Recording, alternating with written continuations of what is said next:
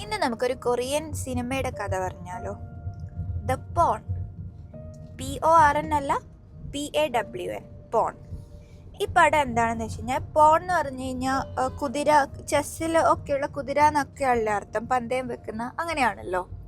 അപ്പോൾ ഈ പടത്തിലെ ഹീറോ, ഇത് ഒരു മെയിൽ ലീഡ് മൂവിയാണ്. അപ്പോൾ ഇതിലെ പടത്തിലെ ഹീറോ എന്ന് പറയുന്നത് പൈസ കടം കൊടുത്ത് അത് വട്ടിപ്പലിശ ചെയ്യില്ലേ നമ്മുടെ നാട്ടിൽ, അങ്ങനെയുള്ള ഒരാളാണ്.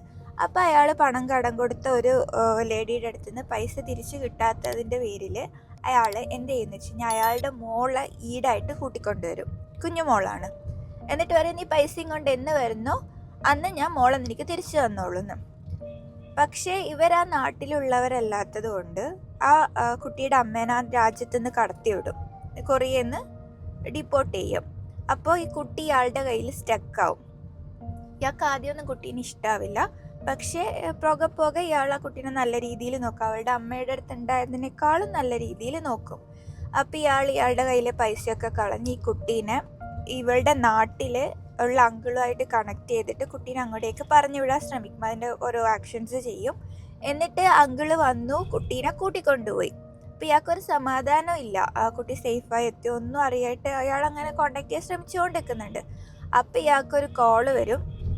കോള് വന്നപ്പോൾ ഈ കുട്ടിയാണ്. കുട്ടി പറയും, അയാൾ ഈ അങ്കിൾ എന്ന് പറഞ്ഞ ആൾ ഈ കുട്ടീനെ ഒരു പ്രോസ്റ്റിറ്റ്യൂട്ട് സെറ്റപ്പിലേക്ക് വിറ്റു.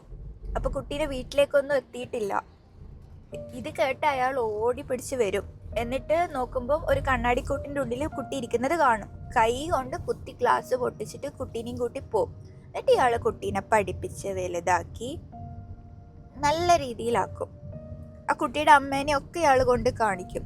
പക്ഷെ ലാസ്റ്റ് ഇയാൾക്ക് ഓർമ്മക്കുറവ്, ഇയാൾക്കൊരു അസുഖം ഉണ്ടായിരുന്നു. ഇയാൾ അതൊന്നും ട്രീറ്റ് ചെയ്യുന്നുണ്ടാവില്ല. ഓർമ്മക്കുറവ് വന്ന് ഒരു മാനസിക ആശുപത്രിയിലാക്കും.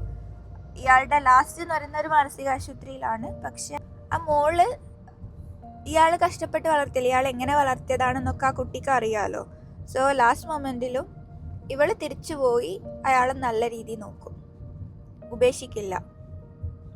അപ്പം ഇതൊരു നല്ലൊരു ഫീൽ ഗുഡ്, ഇപ്പം പറഞ്ഞതുപോലെ ഇതിൻ്റെ ഉള്ളൊക്കെ ഒരുപാട് ഇമോഷണൽ സീൻസ് ഒക്കെ ഉണ്ട്. അപ്പോൾ ഇതൊരു നല്ലൊരു ഫീൽ ഗുഡ് മൂവിയാണ് ദ പോൺ.